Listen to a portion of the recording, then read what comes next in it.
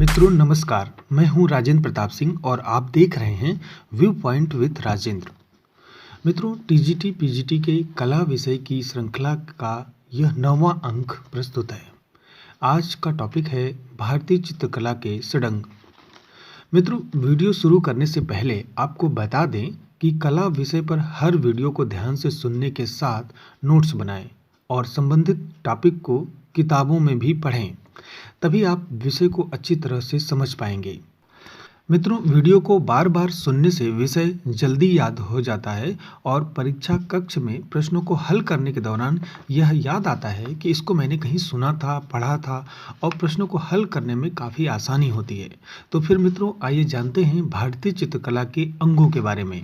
षडंग का संबंध चित्रकला से है। जयपुर के राजा जयसिंह प्रथम के राजपुरोहित यशोधर पंडित ने 11वीं शताब्दी में कामसूत्र की टीका जयमंगला नाम से प्रस्तुत की।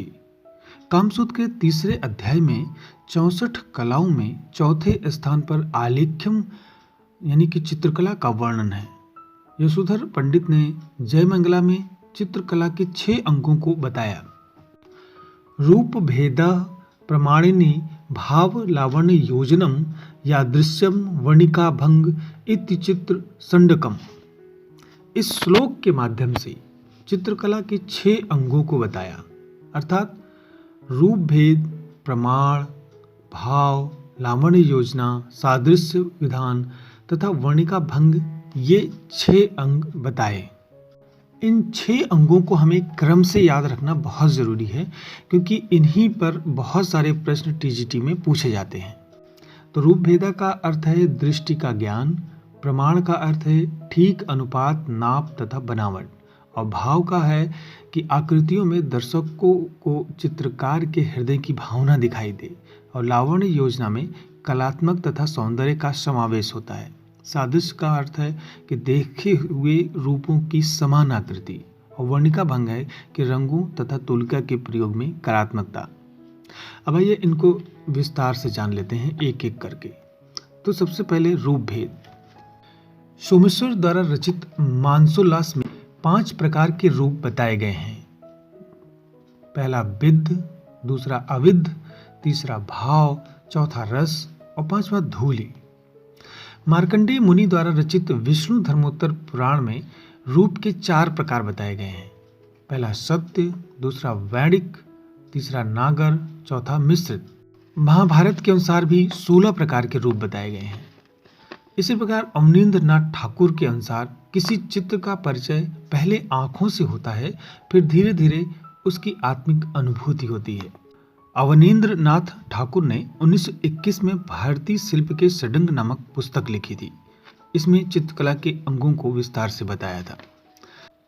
इस प्रकार रूप को हम 3 प्रकार से देख सकते हैं, आंखों के द्वारा, स्पर्श करने के द्वारा या आत्मा के द्वारा, यानी कि भिन्न भिन्न चित्रों में भिन्न भिन्न रूप दिखाई देते हैं। कलाकार के चित्र भूमि पर अंकन प्रारंभ करते ही रूप का निर्माण भी प्रारंभ हो जाता है।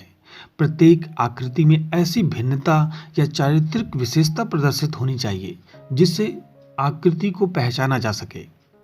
आंखों के द्वारा हम किसी वस्तु की लंबाई, चौड़ाई, छोटापन, मोटापन, पतलापन, सफेद या काला का ज्ञान प्राप्त करते हैं। सर्वप्रथम नेत्रों का संबंध रूप से होता है, फिर धीरे धीरे हम उसे आत्मा द्वारा ग्रहण कर लेते हैं। यह वस्तु छोटी है या बड़ी है, यह एक कोण है या नाना कोण है, यह कठिन है या कोमल है।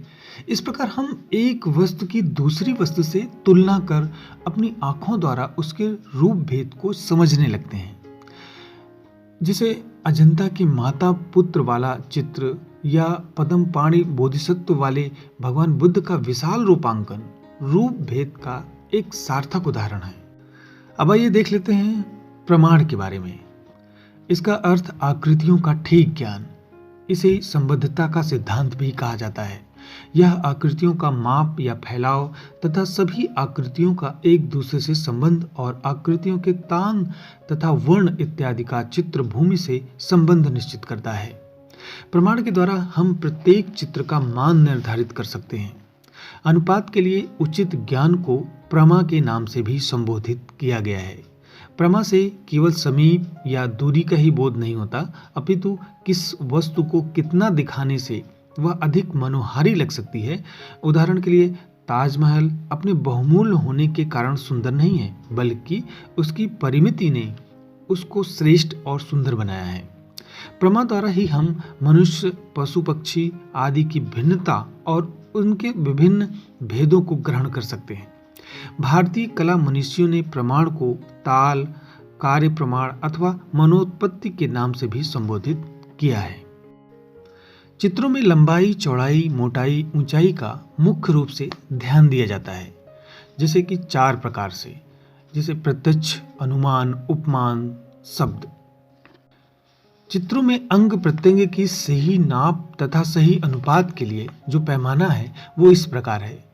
1 इकाई बराबर 1 ताल, 1 ताल बराबर 12 अंगुल या 1 सिर। सिर के भी 4 भाग होते हैं, पहला केस, दूसरा ललाट, तीसरा नासिक और चौथा होठ। विभिन्न व्यक्तियों के अंतर को तालों के माध्यम से दिखाया जाता है, जैसे वामन या कुमार यानी कि नौजवान व्यक्ति को 5 ताल में बनाया जाता है। किसी औरत का चित्र 7.5 ताल में बनाया जाता है और साधारण आदमी का चित्र 8 ताल में, उत्तम व्यक्ति का चित्र 9 ताल में और क्रूर आदमी का चित्र 12 ताल में। इसी प्रकार राक्षस का चित्र 16 ताल में। भारतीय प्रमाण के अनुसार मानव शरीर को 7.5 ताल में दिखाया जाता है। अब आइए जानते हैं भाव के बारे में। आकृति की भंगिमा, स्वभाव, मनोभाव और व्यंग्यात्मक प्रक्रिया को भाव कहते हैं। भिन्न भावों की अभिव्यंजना से शरीर में भिन्न भिन्न विचारों का जन्म होता है और भाव एक मानसिक प्रक्रिया भी है। इस प्रकार चित्रकला में भावाभिव्यंजना को बड़ा महत्व दिया गया है। आंखों का चितवन, भंगिमा, हस्त मुद्रा तथा वर्ण व्यवहार एवं संयोजन शैली में भाव की एक सहज अभिव्यंजना संभव हो पाती है। आकार चेहरा सात्विकता का भाव प्रदान करता है, जबकि पान के पत्ते वाला चेहरा चंचलता का द्योतक है। इसी प्रकार भरत मुनि ने भावों की संख्या बताई। 8 स्थायी भाव होते हैं, 33 संचारी भाव और 8 सात्विक भाव, जिसमें करुणा, शांति, हास्य, प्रसन्नता आदि भावों का यथास्थान अंकन करना जरूरी होता है। अब आइए जानते हैं लावण्य योजना के बारे में। चित्र में सौंदर्य का समावेश करना लावण्य योजना है। चित्र में अलंकृति का समावेश लावण्य की बाह्य योजना द्वारा संभव है। इससे चित्र में कांति और छाया का सुंदर समावेश होता है और चित्र को नयनाभिराम एवं प्राणवान बनाया जाता है। लावण्य योजना भाव का अवरोधक न होकर उसकी सौंदर्यानुभूति एवं कांति को बढ़ाता है। सादृश्य किसी मूल वस्तु, पदार्थ या भाव के साथ उसकी प्रतिकृति की समानता को दर्शाने का नाम ही सादृश्य है और किसी रूप के भाव को किसी दूसरे रूप की सहायता से प्रकट कर देना ही सादृश्य का कार्य है। चित्रित व्यक्ति या आकृति को दर्शक यदि तुरंत पहचान जाए तो सादृश्य सही माना जाता है। उदाहरण के लिए यदि हम कृष्ण या बुद्ध का चित्र अंकित करना चाहें तो हमें उसकी चारित्रिक विशेषताओं पर ध्यान देना होगा। कृष्ण को बांसुरी व मोर मुकुट के साथ, तो गौतम बुद्ध को कटे केस, हाथ की मुद्रा अहिंसा का संदेश देती हुई दिखानी होगी। यानी कि जैसा जो दृश्य दिखे उसके समान ही होना चाहिए, यानी कि हूबहू चित्र बनना चाहिए। अब आइए देखते हैं वर्णिका भंग। नाना वर्णों की सम्मिलित भंगिमा को वर्णिका भंग कहते हैं। किस स्थान पर किस रंग का प्रयोग करना चाहिए तथा किस रंग के समीप किसका संयोजन होना चाहिए, ये सभी बातें वर्णिका भंग के द्वारा ही की जा सकती हैं। रंगों के भेदभाव से ही हम वस्तुओं की भिन्नता को व्यक्त करने में समर्थ हो सकते हैं। जैसे वर्णिका का अर्थ होता है विभिन्न रंग और भंग का अर्थ है सम्मिश्रण, यानी कि रंगों के अलग अलग शेड्स बनाना और उनका यथास्थान प्रयोग करना।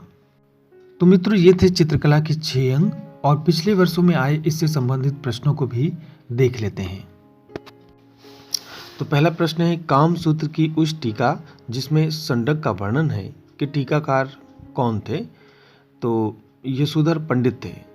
इन्होंने जयमंगला नाम से कामसूत्र की टीका को लिखा, जिसमें चित्रकला के 6 अंगों के बारे में बताया। वो 6 अंग कौन कौन से हैं? रूप भेदा, प्रमाण, भाव, लावण्य योजना, सादृश्य और वर्णिका भंग। ये क्रम से याद रखना बहुत ज़रूरी है, क्योंकि इस पे बार बार प्रश्न आ रहे हैं। जैसे अगला प्रश्न ही है, भारतीय चित्रकला के षडांगों का सही क्रम पहचानिए। तो इसमें 4 ऑप्शन जैसा कि आप देख रहे हैं, तो इसका सही उत्तर है रूप भेद, प्रमाण, भाव, लावण्य योजना, यानी कि ए। अगला प्रश्न है, षडंग का पहला अंग क्या है? तो इसका पहला अंग है रूप भेद। भारतीय षडंग के रचयिता कौन है? यशोधर पंडित। अगला प्रश्न है, भारतीय चित्रकला के षडंग में अनुपात को किस शब्द से परिभाषित किया गया है? तो ये प्रमाण से परिभाषित किया गया है। षडंग सिद्धांत किस ग्रंथ में है? जयमंगला में है। भारतीय चित्रकला के 6 अंगों का विस्तृत विवरण किस ग्रंथ में मिलता है? तो ये मिलता है यशोधर कृत जयमंगला में। अगला प्रश्न है, वात्स्यायन रचित कामशास्त्र की व्याख्या या टीका में कला के षडंग का उल्लेख किसने किया है? तो यशोधर ने किया है। यानी कि बार बार ये प्रश्न आ रहा है यशोधर पंडित की और ये जयमंगला के बारे में और 6 अंगों के क्रम के बारे में। अगला प्रश्न है, भारतीय चित्र षडंग के सूत्रधार कौन है? यशोधर पंडित। अब आइए देखते हैं अगला प्रश्न, भारतीय चित्रकला के 6 अंगों की व्याख्या किस ग्रंथ में की गई है? तो इसका भी उत्तर है जयमंगला में। कामसूत्र में कला को किस नाम से संबोधित किया गया है? तो आलेख्य नाम से संबोधित किया गया है। वर्ण के लिए भारतीय चित्रकला के षडंग में किस शब्दावली का प्रयोग किया गया है? तो वर्णिका भंग के रूप में। भारतीय चित्रकला के षडंग कौन सा वह अंग है जो रंग के महत्व को दर्शाता है? तो इसका सही उत्तर है वर्णिका भंग। भारत शिल्प के षडंग पुस्तक के लेखक कौन हैं? तो इसका सही उत्तर है अवनींद्र नाथ ठाकुर।